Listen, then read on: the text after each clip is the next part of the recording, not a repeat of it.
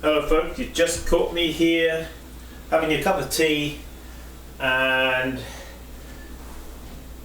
I wanted to go through with you some of these pots that I've had out of the little Raku kiln. So, just have a sip of tea. So, what I'm going to do is fetch the camera over here and we'll just go through these bits and pieces that I've got here. So, just bring over. Now on the floor here, as you can see, I've got these pots. I've also got a glaze recipe that I want to give you. So I'm hoping that we're going to have enough light here to do this. Maybe if I just come a little bit here, I'll get down on the carpet here. So what have we got? Here is a small bowl that we had out.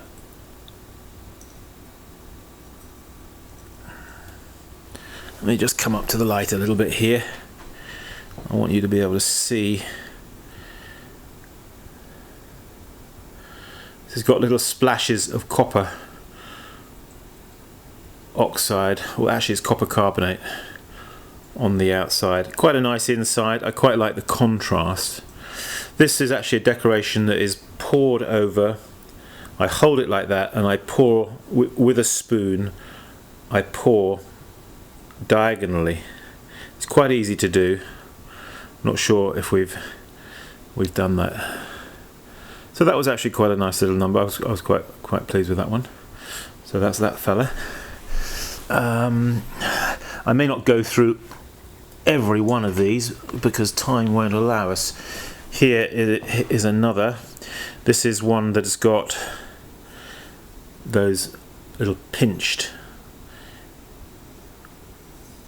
lugs on each side there, but again a poured design with a copper oxide motif there in the bottom. A couple of squiggles. They could be fish.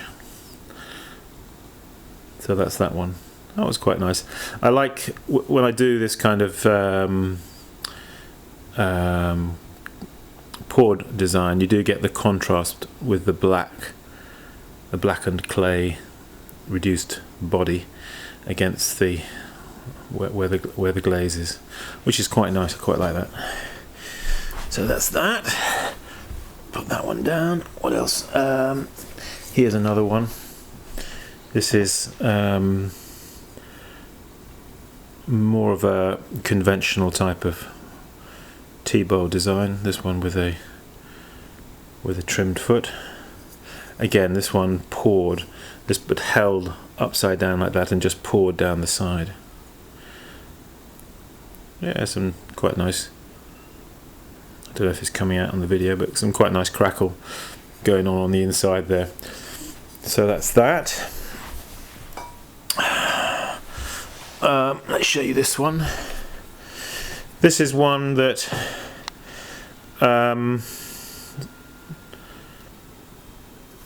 glazed on the inside, as you can see.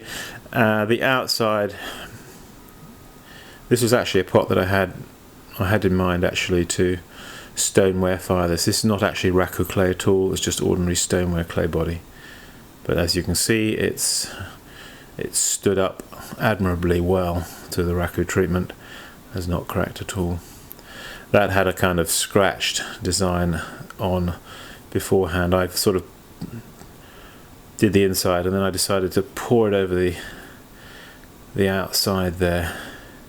I'm still kind of debating to myself whether I did the right thing there. Sometimes you just have to try things out. Sometimes they work and sometimes they don't. No doubt somebody will tell me I did right or wrong on that one. What else? Here's a little fella I did. This was a little bit of an afterthought, but a bowl, trimmed foot, and then I just dipped it into the the glaze sideways like that and like that to get those little motifs. And there is copper carbonate, and then I've used some. In fact, there were some underglaze decorations, but I didn't use them underglaze. I used them on top of the glaze to give a little bit of. There's just a little bit of bluey turquoisey effect. I think it worked quite well actually. I kind of like that pot. It's got quite a lot going on with it. Yeah. Okay. That's that fella. What about this one? This is crackled on the inside quite nicely.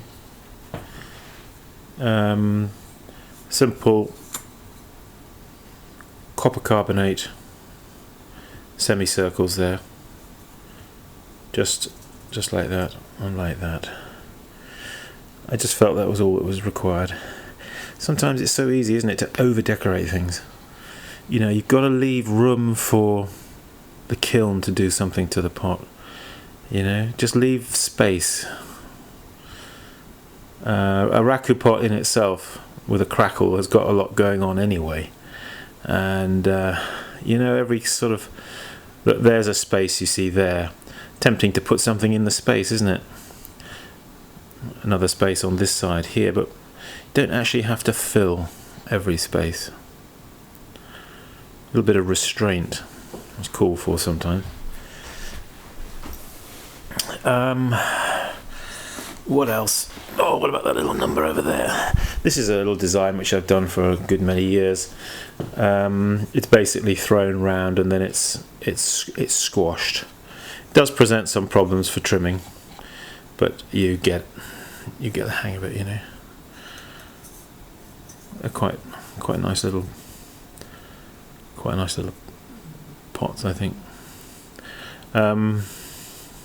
They lend themselves to a variety of decorations as well. So there's that one. Quite nice. So the glaze was behaving quite well. I would actually say that I think, in actual fact, we didn't quite get up to temperature. Although I said earlier on, I think I said anyway, that I thought that we'd, you know, the size of the chimney on the kiln was about right, but in actual fact I'm going to enlarge it a little bit because I don't think it's quite big enough.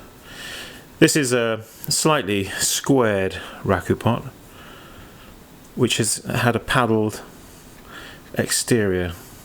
Remember that wooden paddle that had those crisscrosses on it?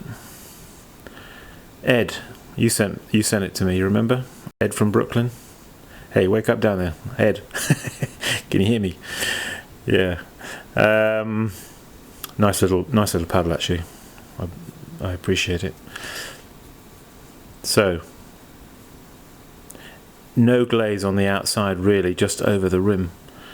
And as I say, I felt enough was going on with that, you know. It didn't need to have more decoration.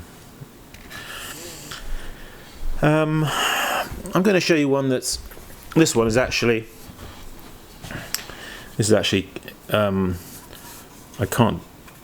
I can't demonstrate it because I'd have to drop the camera to do so, but I'd like to tap it to show you how it doesn't ring because it's actually cracked.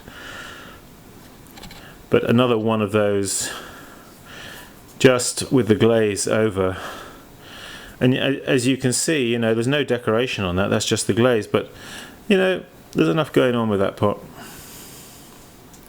Maybe it doesn't need a decoration, you know.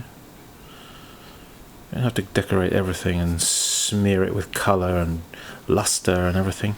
You know, it's the quiet pots that are the enduring pots. It's not the loud, jazzy pots. It's the loud, jazzy pots that give the initial thrill, maybe, but they don't last. You want something that you can, maybe something you can live with on a day-to-day basis. Something quieter. This is just a simple little vase. It's actually indented. I don't know if you're seeing it very clearly. But again, same glaze with spattered copper carbonate on the outside there, and the rim has been on the top here has been banded. Now you can see I put another line in there. Now I think I made a mistake, to be quite honest with you. I don't think that line was well placed, not in relation to the shoulder and the form, and I think it would have looked better had I put it a little bit closer to the thicker line on the top, just underneath there. Alright, so be critical of your work on your own pots to see when you look at them how you could have improved them maybe. What else? Okay, this one here, a simple bowl, copper carbonate decoration. Let's have a look around on the other side. That was more or less how it was. That hasn't really run, but you can see the one on this side, because it was hotter, more in the pathway of the flame, how it has bled and run down.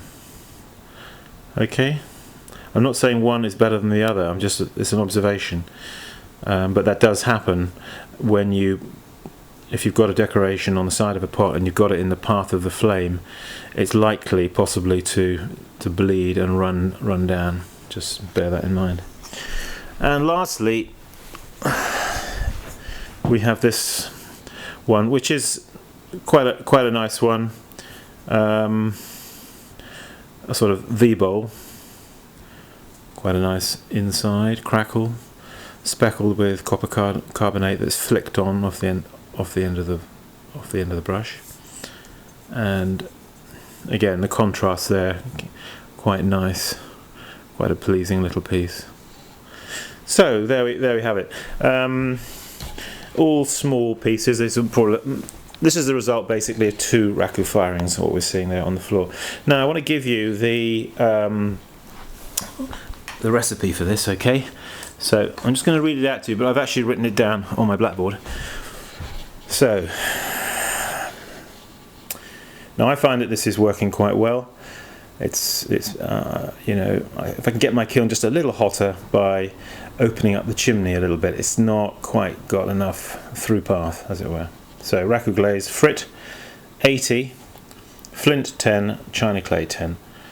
You just sieve it, of course, through an 80 or 100 mesh sieve, and you can use some copper carbonate like I was, or you could do some wax resist, or you could pour, like I did, with a spoon, pour the glaze down the side. That's something worth playing around with. If you haven't tried that, try pouring. It's good fun. Now the frit, I'm sort of starting a little bit from scratch here with a lot of these materials, and they're not familiar to me, but this is the frit,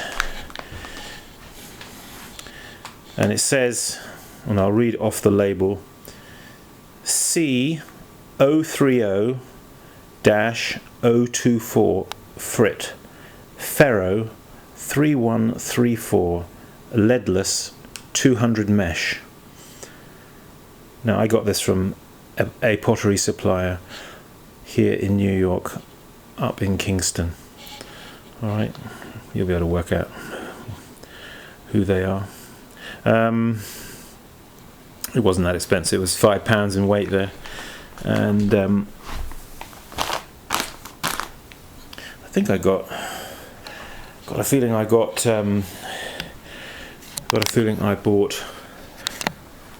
three or four bags, and they come to about $30, I think, something like that.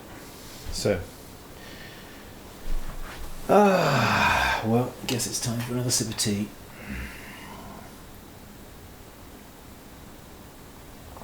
So